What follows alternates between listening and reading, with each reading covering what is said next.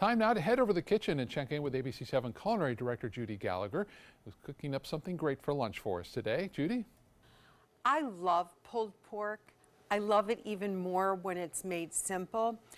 Last year I found a recipe for a pulled pork using a crock pot, and I did not grow up with crock pot cooking. So it's been a learning curve the past few years, but I'm here to say it really does work. And there's lots of different recipes that you can go by. So I've adapted a recipe from Cooking Light that calls for a Boston pork butt bone-in. When I got to Fresh Market, they didn't have the bone-in, so I got the boneless, but I did find out that Detweiler's has them, and you can get it with the bone-in as well as Whole Foods. So two good options, you can always call ahead. We are gonna sear this baby off. We're gonna get a great sauce going together. We're gonna put it in the crock pot for about 6.5 hours or so, and I'm gonna serve it on a toasty chive onion roll with an Asian slaw on top. Stay with me, I'm coming back, and it's gonna be a simply delicious peach pulled pork. Let's get back to the kitchen and check in again with ABC7 Culinary Director Judi Gallagher. Pulled pork for us today. Judi? Okay, so I have about a 3.5 to 4 pound Boston butt is what it's called. And like I just mentioned, using a bone-in is going to be really nice flavor. This one happens to be boneless, no problem at all. We have rolled it in Hungarian paprika and Vicks garlic, which I love from the Spice and Tea Exchange, black pepper, a teeny bit of mustard powder as well. And now this is going to go in a hot pan, medium-high burner, so that pan's going to be pretty hot, get a little smoke to it, but nothing that's going to be too intense, okay? This is going to end up being in the pan for about 10 minutes. If you don't want to use oil, you can use the Pam spray. That will work fine. Now I'm going to go a little backwards so you can see each procedure. You notice when you get the pork that it has this netting. So what we want to do is we just want to cut that off. You can either use your shears, a knife works just fine. And you always, again, want to let the meat rest. So I'm going to just kind of cut this over here, let this open up. So then what we're going to do is we're just going to flake it with our fork. So that's the finished after 6.5 hours. This will just make sure we keep turning. See how we got that black char on that? That's perfect because that's what's going to help assist in the cooking process. When we smoke it out on a grill, we're doing that dry rub. You can even add just a teeny bit of liquid smoke to this, and that would be really nice. Now, we're going to brown it on both sides. I'm going to go right over to how we're going to top it. You can use chopped Asian vegetables or buy a pre-made chopped slaw. My standard Asian salad dressing recipe is always up online because it's so simple.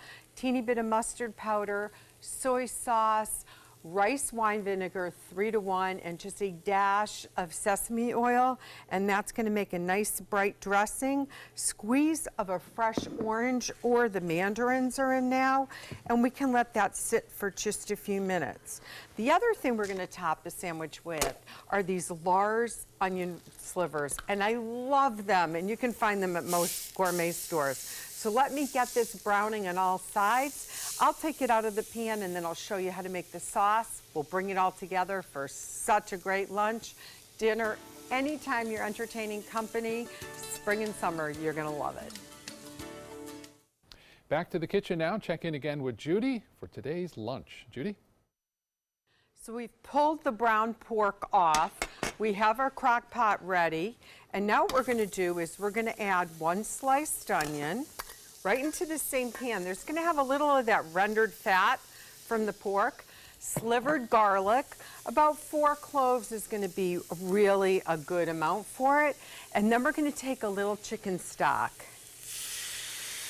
And that chicken stock is gonna simmer down, and we're gonna be able to scrape all that pork goodness that's in the bottom of the pan with that seasoning, just like that, okay? So then the next step is, after that simmers about 5 minutes, we're gonna add about a cup of peach preserves. And you wanna buy a good brand of peach preserves.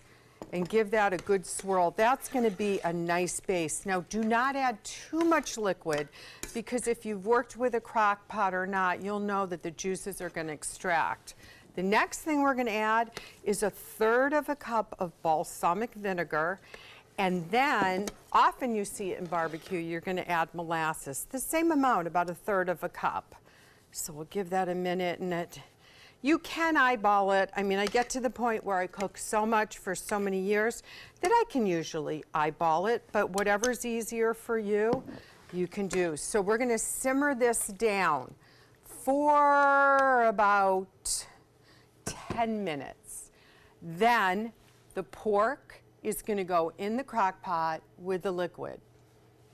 6.5 hours. When it's done, you bring the pork out to rest, and you're going to take a 1/2 cup of bourbon, and you're going to take a tablespoon of cornstarch. And you're going to take, that's called a slurry. If it was water and cornstarch, the same thing, you can do that. And this is one that's already cooked for 6.5 hours, and it's on high. In about 10 minutes, this is going to thicken up to a beautiful sauce. And then what we can do is we can start assembling. So when we come back, you're going to be able to see what the pork looks like. Now you can see it didn't fully shred yet, even after all that time, typically because this is not with the bone, so it's not going to break off, but it's gorgeous slices. So we're going to take the slices, dip it in, and then I'm going to start to build on this sandwich. I think you're going to love it. Ah, the best part, the sauce has thickened, and now we're going to take the pork, whether it's pulled or sliced. It's so juicy. The sweet onions, we'll just put that right on top there. And then what I like to do is I like to take this Asian slaw. I put in a little watercress in there, get some bright greens on it as well. Always a nice bump in the flavor. If peaches are available, I would definitely slice a few peaches, and then I take those crispy onion rings right on top, and you have this really bright sandwich. Let's get a little more of the juice on that. This is a sandwich you're going to want to serve with a fork and a knife, but I got to tell you, sit down for some baseball on TV and put your hands back and enjoy and have a big bib. Now remember, you can get this recipe by logging on mysuncoast.com. Click on the dining page and you will get this recipe, and you could be entered to win a $50 gift card to one of our fine restaurants. Guys, I think I'll have my pork sandwich and send it back to you.